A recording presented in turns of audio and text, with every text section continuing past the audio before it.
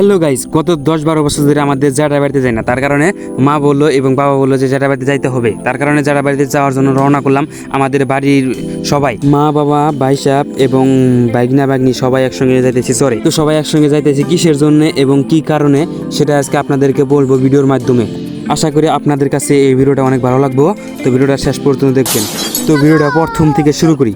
আসসালামু আলাইকুম বন্ধুরা, সবাই কেমন আছেন? আশা করি সবাই ভালো আছেন। তো আমি অনেক ভালো আছি আপনাদের দোয়া ও ভালোবাসায়। তো প্রথমে এই বাড়ি থেকে বাড়িয়ে হাইটে রওনা দিলাম। আর হাইটে যাওয়ার একটাই কারণ, আমাদের এখান থেকে রাস্তাটা তেমন ভালো না, তার কারণে গাড়ি এখান থেকে আসে না। তার কারণে হাইটে যাওয়া লাগে প্রায় 1-150 মিটার হাইটে যাওয়া লাগে। তারপরে হাইটে যাওয়ার পরে গাড়িতে চললাম, গাড়িতে চলে রওনা দিলাম। এদিকে আমি আমার আইফোন 70 Pro Max দিয়ে ভিডিও শুট করতেছি। আর ভিডিও শুট করার সময় একটা গান মনে পড়ে গেল। আর গাইস, গানটা এরকম ছিল, ও বদাসী প্রাণ বন্ধু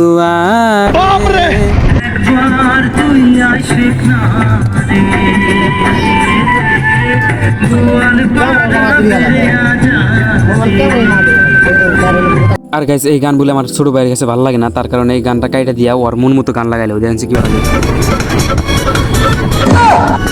তো গাইস, গান শুনতে শুনতে অবশেষে পেয়ে গেলাম পাঠাকাটা চর। এখানে চা পানি খাইলাম এবং কিছু হদায় বাতি নিলাম। নেওয়ার পর এখানে দেখি আমাদের 90 বছরকার চাচারা কি জানি দেখতেছে। আর গাইস, এনা মুভি কিন্তু কিছুদিন আগে আমি পুরাই দেখছি। মান্না, শাকিব খান, প্রসেনজিৎ, এনা মুভির কথা মনে পড়লি এখনো কান্দা হয়। তো বন্ধুরা, কান্দাগাড়ি বাদ দিয়ে যেখানে যাইতেছি সেটাই আপনাদেরকে বলি। তো বন্ধুরা, এখানে আমাদের জেঠা বাড়ি এবং খালার বাড়ি এবং কিবা আরো আসছিল, সেখানে কিছুক্ষণ রেস্ট করে আমাদের সবাই একসঙ্গে চলে আসলাম ফেরা নাওগাড়ি। আর নাওগাড়ি এসে দেখি এত রোদ মানে একদম। তো বন্ধুরা, এখানে রোদ থাকলেও কিন্তু এত মানে গরম লাগে না, কারণ এখানে নদীর পার মানে অনেকটা বাতাস টাতাস থাকে, তো অনেকটা ভালো লাগে। তো চর জায়গায় যারা গেছে তারা জানে কিন্তু। আর গাইস, চর জায়গায় আমার একটাই ভালো লাগে, এই মুহূর্তে একবার ওই পার দেখা যায়, এটাই ভালো লাগে, অনেকটাই ভালো লাগে, মানে একদম মনটা একবারে খুলে যায়। আর এখানে দেখতে পাচ্ছেন আমাদের ভাই সাহেব এবং মেলা ভাই বেড়াদের একসঙ্গে নাও আর কি উঠছি, এখন নাওটা ছাড়বো। আর আমি এখানে খারে পুরাই খুশি, মনে করি জীবনে দেখি না এরম চর বা এরম জায়গা, মানে এরম নদী। তো বেশি দেরি না করে আমাদের টাইটানিক জাহাজটা ছেড়ে দিল।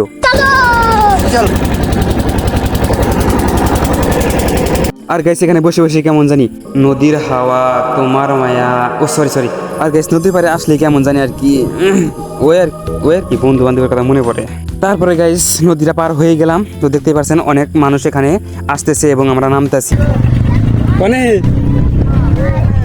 এই বাড়িটা দেখলেন, এটা আর কি আমাদের গ্রামেরই। আর এখানে এসেছে কিসের কারণে জানি না, এবং আমার ভিডিও দেখে, তার কারণে আর কি কিছু কথাবার্তা করলাম তার সাথে। কথাবার্তা করার পরে তারপরে আমাদের সবাই আমরা একসঙ্গে আসলাম। আর আসার সময় সামনে একটা রাস্তা পড়ে গেল, মানে কোনোভাবে বুঝতেছি না এই মুহূর্তে যাবো না ও মুহূর্তে যাবো, মানে চারিফিলে রাস্তা, মানে চর জায়গা তো মানে কিছুই বুঝতেছি না, বাড়ি ঘর কিছুই দেখা যায় না, মানে এরকম মুশকিলে পড়ে গেছি, মাথাটা নষ্ট। তারপরে ফোন টোন মেরা শুনলাম যে এই রাস্তা যাওয়া লাগে, তারপরে রাস্তাটা আর কি পাইলাম। আর গাইস, চরে কিন্তু আমার সব ফিলে ভালো লাগে, কিন্তু এক ফিলে ভালো লাগে না, মানে রাস্তাঘাট মানে গাড়ি ঘোড়া মানে কিছুই নাই, মানে এত আটতি আর ভালো লাগে না।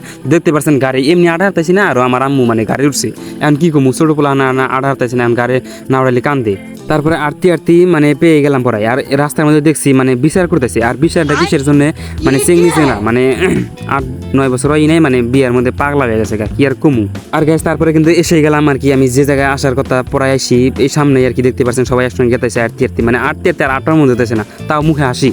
তো বন্ধুরা, ভিডিওটা শেষ পর্যন্ত দেওয়ার জন্য অনেক ধন্যবাদ এবং লাভ ইউ। ভিডিওটা ভালো লাগলে অবশ্যই লাইক, কমেন্ট এবং শেয়ার এবং ফলো করতে ভুলবেন না। আজকের ব্লগটা এখানে শেষ করে দেই। আল্লাহ হাফেজ।